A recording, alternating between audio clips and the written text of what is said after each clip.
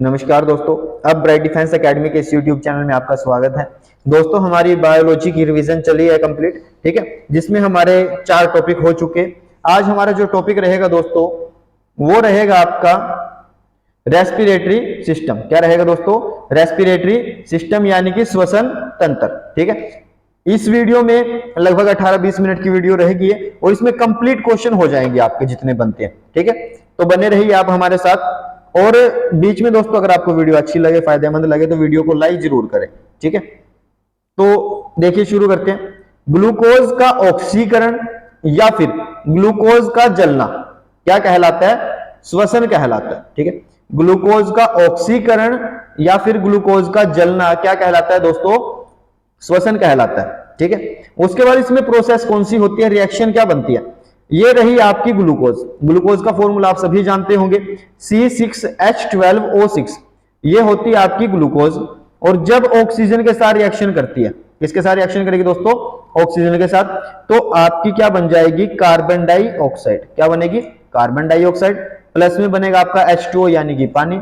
और तीसरा जो आप करते हो श्वसन, जिसके लिए एनर्जी के लिए करते हो, तो आपकी एनर्जी बनेगी। और एनर्जी किस रूप में बनती है? आपकी एटीपी के फॉर्म में। किस रूप में बनेगी दोस्तों? एटीपी के रूप में, ठीक है। अब एटीपी का क्या चक्कर है ये?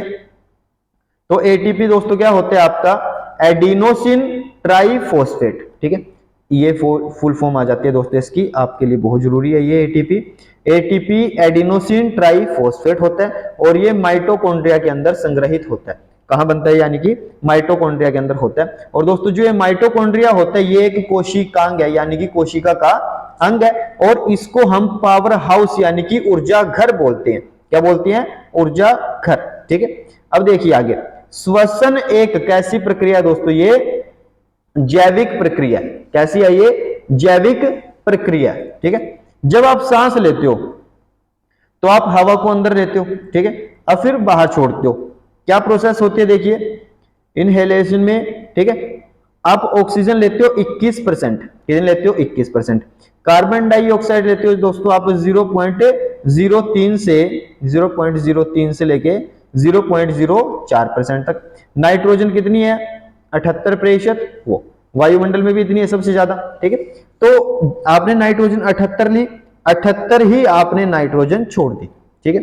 ऑक्सीजन दोस्तों देखिए, आपने 21% ली और छोड़ोगे कितनी? 17%, ठीक है। कितनी आ जाएगी? 17% छोड़ोगे केवल।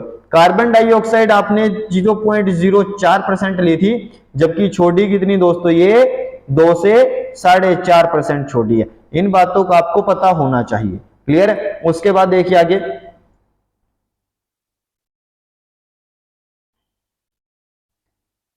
कहता है कि श्वसन तंत्र के प्रकार। कितने प्रकार का श्वसन तंत्र होता है? एक होता है एरोबिक और एक होता है एनाएरोबिक, ठीक है। यानी कि ऑक्सी श्वसन, और दूसरा कौन सा होगा दोस्तों? अनऑक्सी श्वसन। नाम से ही पता चलता है। ऑक्सी यानी कि जो ऑक्सीजन की उपस्थिति में होते हैं उसको बोलते हैं ऑक्सी श्वसन।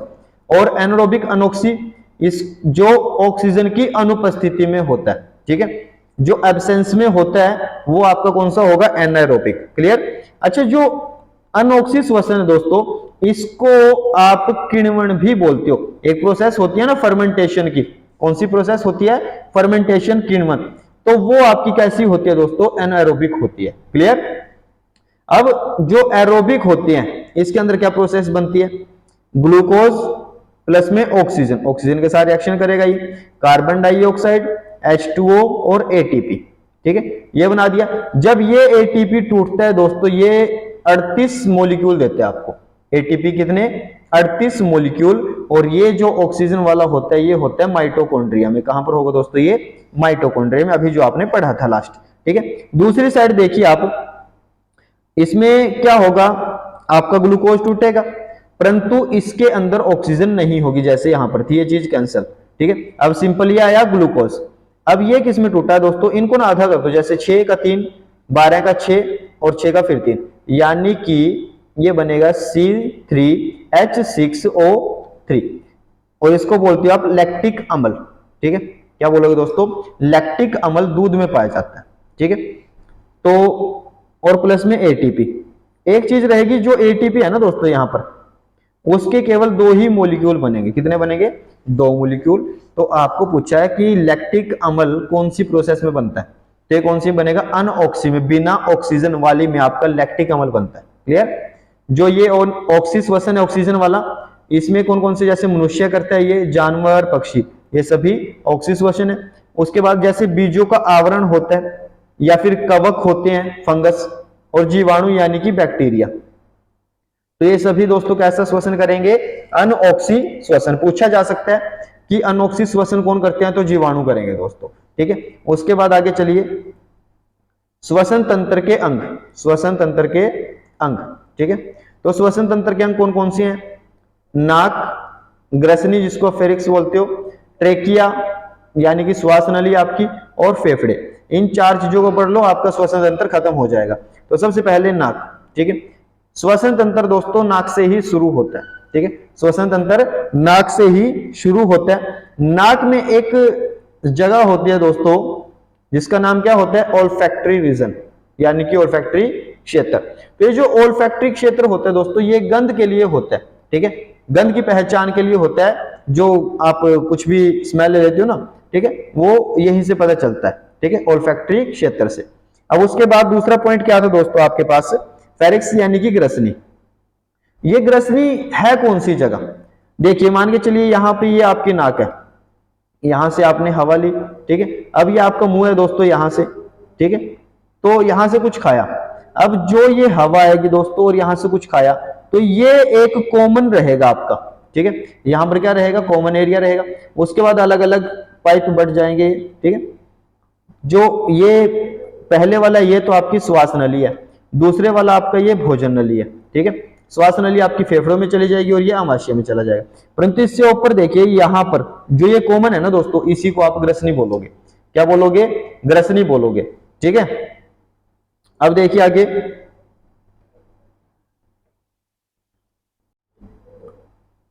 देखिए इसमें यह भाग श्वसन तंत्र और पाचन तंत्र में एक कॉमन रास्ता है, यही बताया गया है कि दोनों में कॉमन होता है ये। ठीक है। इसको क्या बोलेंगे हम, फेरिक्स बोलेंगे यानी कि ग्रसनी।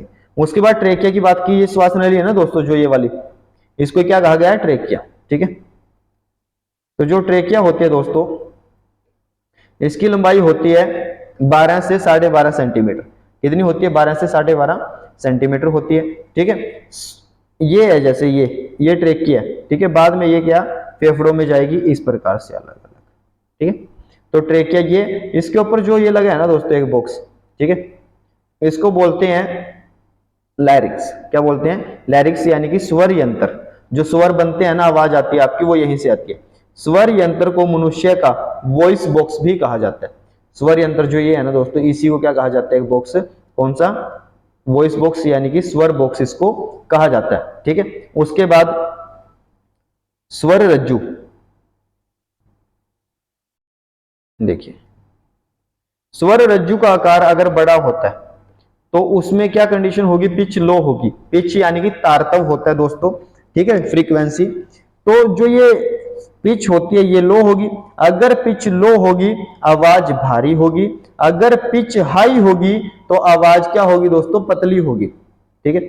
अब आप सभी जानते हो कि लड़कियों की आवाज पतली होती है, यानी कि उनकी पिच हाई होती है। ठीक है। और यहां पर क्या कंडीशन है, स्वर रज्जु का आकार छोटा। स्वर रज्जु का आकार लड़कियों में छोटा, पिच हाई, आवाज कैसी होगी, पतली। लड़कों की आवाज भारी होती है, पिच लो होगी और आकार स्वर रज्जु का बड़ा होता है। क्लियर। उसके बाद लड़कों की आवाज में भारीपन होता है। भारीपन क्यों होता है, भारी क्यों होती है, क्योंकि जो ये स्वर रज्जु होता है दोस्तों हमारा, ठीक है, यहाँ पर जो लगा थे, इसके ऊपर एक इस प्रकार से होता है जिसको हम बोलते हैं एडम्स एप्पल। क्या बोलेंगे, एडम्स एप्पल। ठीक है। इसी की वजह से आवाज भारी होती है ज्यादा मात्रा में। ठीक है। आगे आगे आते हैं फेफड़े आपके। तो फेफड़ों में देखिए लंग्स। अब ये बना दिया जैसे वापस से। ठीक है। इसको अलग अलग ऐसे बांट दिया, ये आपके 2 फेफड़े हुए। ठीक है, दायां बायां। एक लेयर देखिए इनके ऊपर ये लेयर बनाई गई है। ठीक है। तो सबसे पहले फेफड़ों के ऊपर एक आवरण होता है, झिल्ली होती है, जिसको आप क्या बोलते हो, प्लूरा झिल्ली। पूछा जाता है फेफड़ों के ऊपर कौन सी झिल्ली होती है, तो आप क्या कहोगे, प्लूरा। अब जो हमारी ये ट्रेकिया थी ना दोस्तों, ठीक है, ये टूट जाती है आगे 2 हिस्सों में, यानी कि ट्रेकिया का पहला विभाजन हो जाता है। अब ट्रेकिया टूटी है इन 2 हिस्सों में, तो इसको बोलेंगे दोस्तों ब्रोंकाई। क्या बोलेंगे? ये क्या होगी आपकी? ब्रोंकाई होगी। क्या होगी? ब्रोंकाई। जब ये अंदर की तरफ जाएगी, अब ये इस प्रकार से बनाएगी, ठीक है, ये बना दिया इसने इस प्रकार से। तो अब ये क्या हो जाएगा दोस्तों? इसका दूसरा विभाजन हो जाएगा। क्या हो जाएगा? दूसरा विभाजन। पहला विभाजन किसमें हुआ? ब्रोंकाई में। दूसरा विभाजन किसमें हुआ? ब्रोंक्यूल्स में। यानी कि जो ये लाइनें सी बनेंगी ना, शाखाएं एक तरह से, ये ब्रोंक्यूल्स होती है, ठीक है। और बाद में इन पे कुछ इस प्रकार से बन जाएगा, ठीक है। तो जो ये छोटे छोटे से होते हैं इनको बोलते हैं तीसरा विभाजन, एल्वियोली, यानी कि कूपिकाएं। सुना होगा आपने कूपिकाएं, ठीक है। अब जो बीच में जगह है दोस्तों दोनों के, इसको बोलेंगे मेडिस्टन, ठीक है। क्या बोलेंगे? मेडिस्टन, ठीक है। आगे चलिए, ये नीचे वाला एरिया है जो फेफड़ों के नीचे, ये क्या होता है? डायफ्राम। क्या होता है? डायफ्राम होता है, ठीक है जी। अब क्या है इसमें? फेफड़ों का अध्ययन, ठीक है, क्या रहेगा? पल्मोनोलॉजी। क्या रहेगा दोस्तों? पल्मोनोलॉजी। जितने भी अध्ययन है दोस्तों आपके लिए जरूरी रहेंगे, सभी पता होने चाहिए।